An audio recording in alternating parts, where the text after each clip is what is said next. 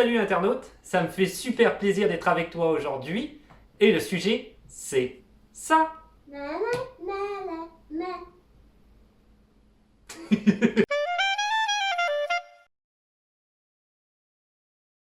Alors aujourd'hui, une petite vidéo un peu plus d'actualité, une vidéo sur le froid, parce qu'en ce moment, on est pas mal dans une vague de froid. On a un peu l'habitude, en fait, chaque année, ici, l'hiver, au Canada, plus particulièrement au Québec, janvier, février sont toujours les mois les plus froids. Ça a commencé un petit peu plus tardivement, je te dirais, le froid en tout cas. Mais maintenant, il s'est installé, ça fait déjà quelques jours, ça fait presque 2 semaines.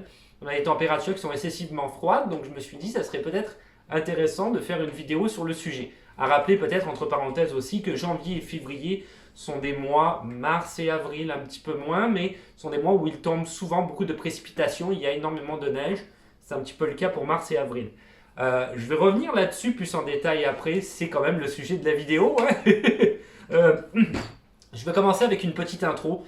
Comme d'habitude, tu le sais, je fais toujours des intros qui ne sont pas réellement en rapport en fait avec la vidéo.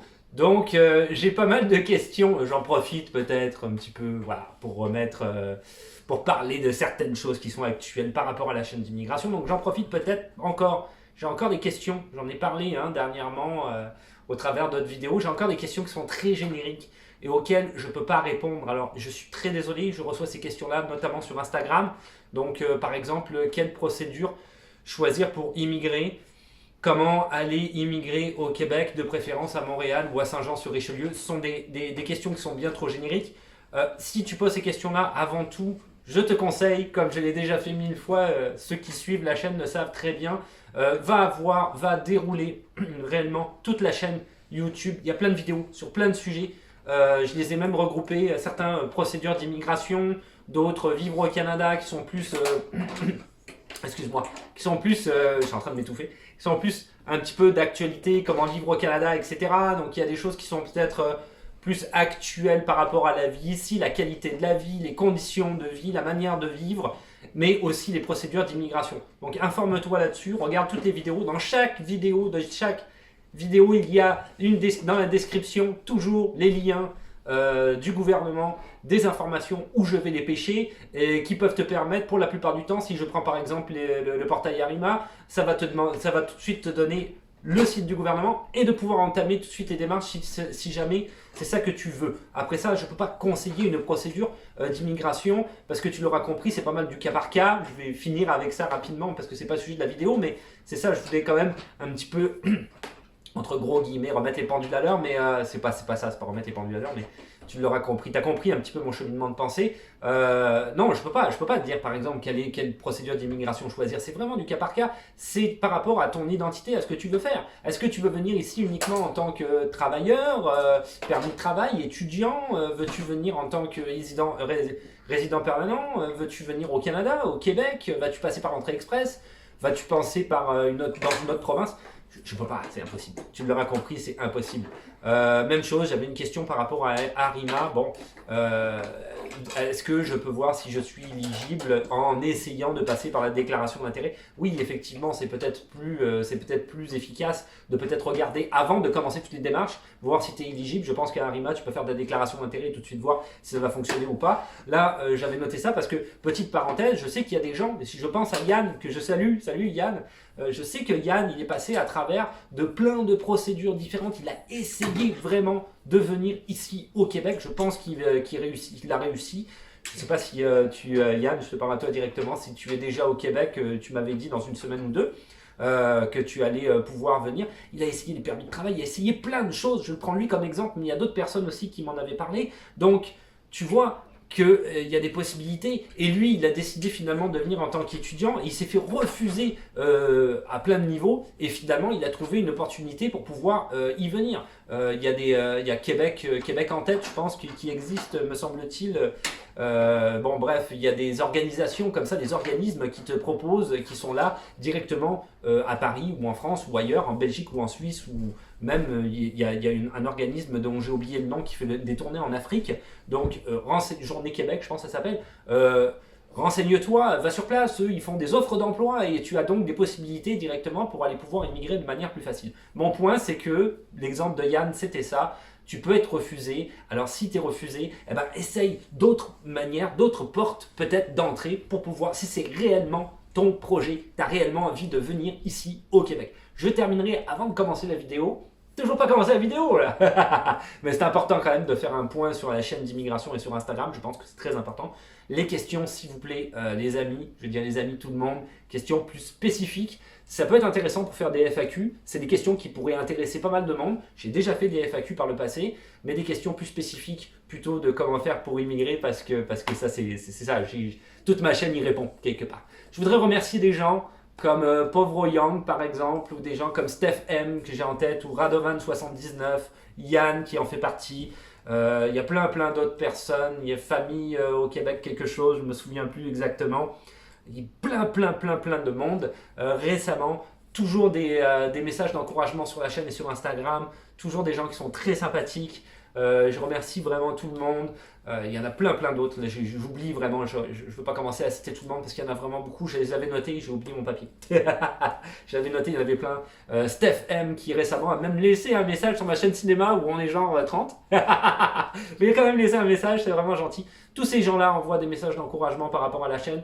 Je suis vraiment touché par rapport à ça, c'est vraiment bien. Vous soutenez la chaîne, moi je suis là pour essayer d'aider les gens au maximum.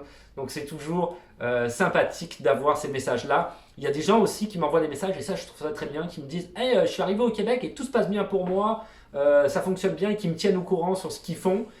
Parce que évidemment cette chaîne-là, tu l'auras compris, c'est une chaîne qui est quand même basée sur l'immigration du Canada. Donc j'imagine qu'une fois que tu es arrivé au Canada, que tu as immigré et que tu as commencé ta vie, tu vas plus réellement regarder cette chaîne-là qui s'appelle Immigrer au Canada, ce qui est un petit peu normal, ce qui est complètement logique. Je n'ai pas de problème avec ça, la chaîne est là pour aider, elle n'est pas là pour faire des millions de vues, bien que si on en fait, c'est parfait pareil, parce qu'on va toucher plus de monde, mais tu l'as compris, tu as compris mon fond de pensée. Donc, mais j'aime ça quand même, avoir ces messages-là, parce que je me dis, waouh, ok, il y a des gens qui ont réussi finalement, et j'en ai des messages comme ça. Donc, il y a des gens qui ont été au bout, ils ont lutté, ils ont été au bout de leur projet, parce que c'est pas nécessairement facile d'immigrer au Canada, et finalement ils sont parvenus, et après ils m'envoient comme ça un petit peu leur actualité, qu'est-ce qu'ils font en ce moment. Je trouve ça vraiment cool, je sais pas, j'aime ça. Donc voilà, on va commencer la vidéo tout de suite.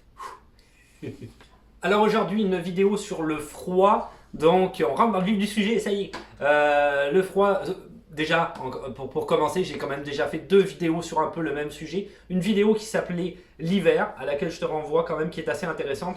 Notamment, on voit Liam qui s'habille dedans, il me semble.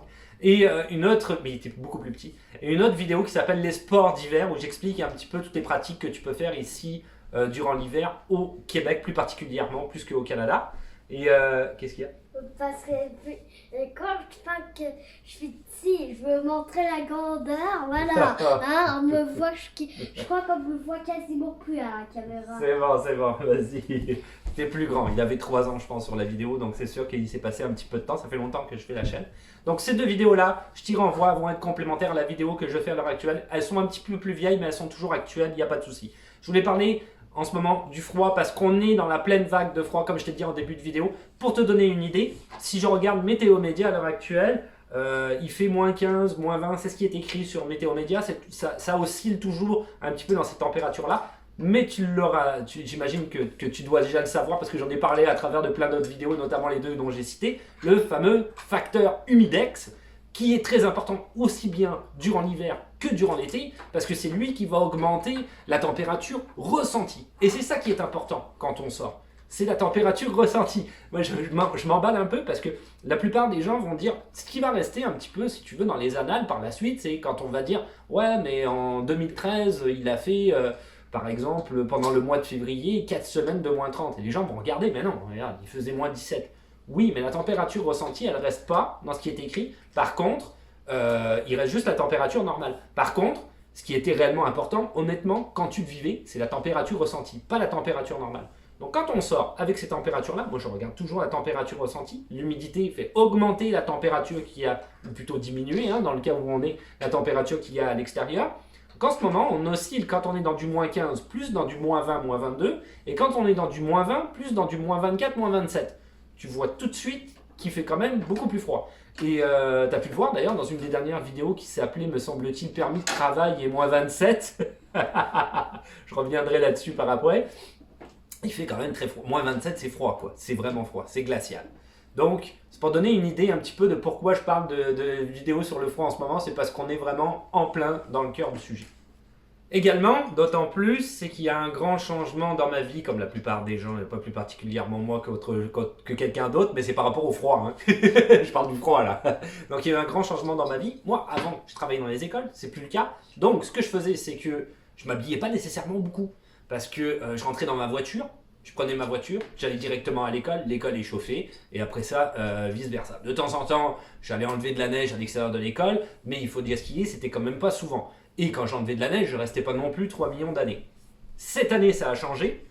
Alors peut-être, ouais, ça c'est peut-être quand même assez intéressant d'en parler tout de suite. La voiture, je viens de parler de la voiture. La voiture, tu l'as fait chauffer avant d'aller travailler. Et c'est très important, surtout dans des températures qui sont très froides comme celle-là. On parle quand même de moins 24 à moins 30 degrés. C'est très très froid. Ça joue beaucoup sur la mécanique des autos, hein, ça c'est évident. Je pense que j'en avais déjà parlé dans les vidéos l'hiver.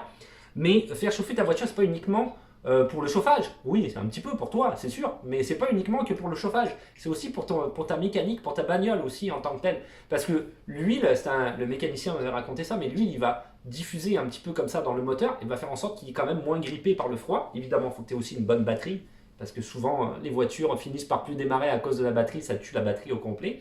Et surtout, si tu as une voiture comme moi, qui est une voiture manuelle, pas une voiture automatique, donc à boîte de vitesse, le fait de la faire chauffer avant, ça va être plus facile pour passer les vitesses après, honnêtement. Je vois vraiment la différence quand je pars à froid que quand je pars à chaud. C'est absolument pas pareil. Ceci étant dit, la majorité des véhicules ici sont automatiques. Donc, bien que tu peux avoir aussi une manuelle, mais il faut que tu en fasses la plupart du temps la demande. Parenthèse fermée. Donc, quand même très important. Évidemment, moi, ma vie, comme je viens de te le dire, a changé. Donc, à l'heure actuelle, étant donné qu'il y a la pandémie, etc., je ne rentrerai pas dans les détails de ma vie, mais quand même, j'amène Liam à l'école le matin.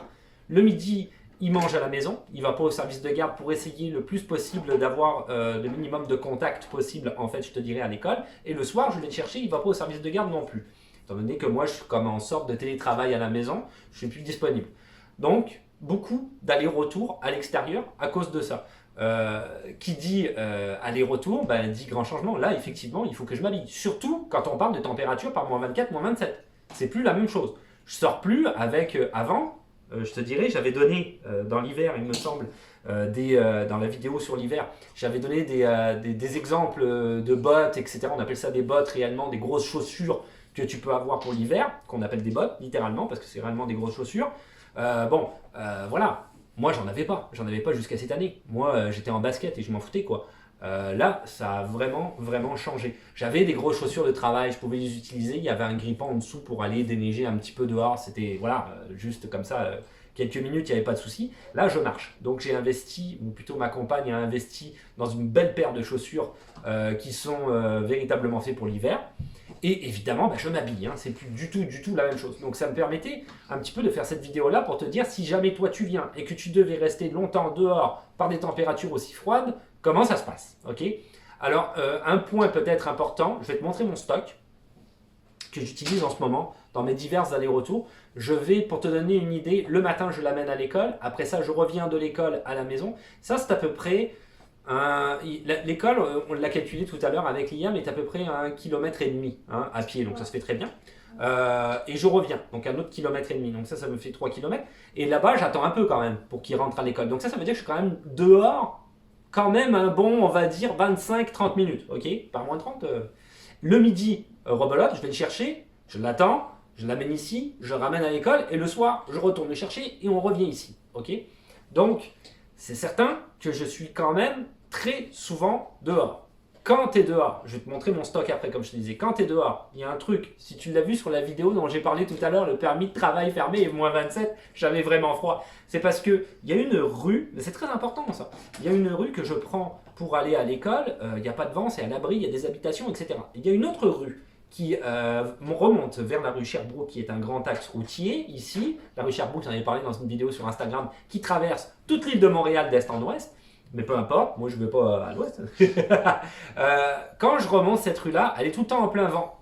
Tout le temps, toute l'année, printemps, automne, etc. Donc quand il fait chaud, c'est le vent chaud dans la gueule. Et quand il fait froid, c'est le vent glacial. Mais par moins 27, quand tu as du vent dans la gueule, que tu es en train de marcher, tu fais une vidéo, tu as enlevé ton gant, J'ai enlevé mon gant comme ça avec mon téléphone, je sentais plus ma main. C'était horrible, horrible, horrible, horrible.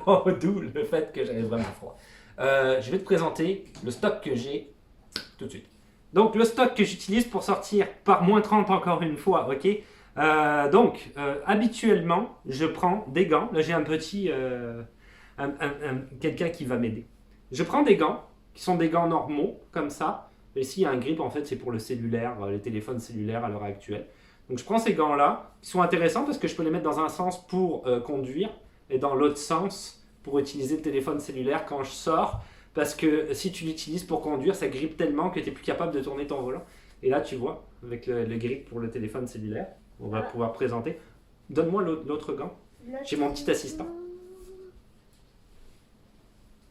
Alors après, ça c'est le gant, merci Liam, ça c'est le gant que j'utilise, sûrement si tu avais regardé les lives, j'en avais parlé à un moment donné, le gant que j'utilise par moins 30, lui il n'est pas pareil, il fonctionne avec une batterie, ok, vachement intéressant, c'est ma compagne qui me l'a offert, je suis vraiment content. Donc les batteries, là je les avais mis en recharge, je mets la batterie dedans, ensuite je le rentre à l'intérieur du gant, ok. Comme ça ne meurt pas. Ça se ferme, ouais. Ici il y a un bouton. On appuie longtemps, il devient rouge. Ensuite, j'ai plusieurs températures. Blanc, ça veut dire que c'est plus ou moins tiède. Bleu, c'est un petit peu plus chaud. Et rouge, c'est vraiment, vraiment chaud.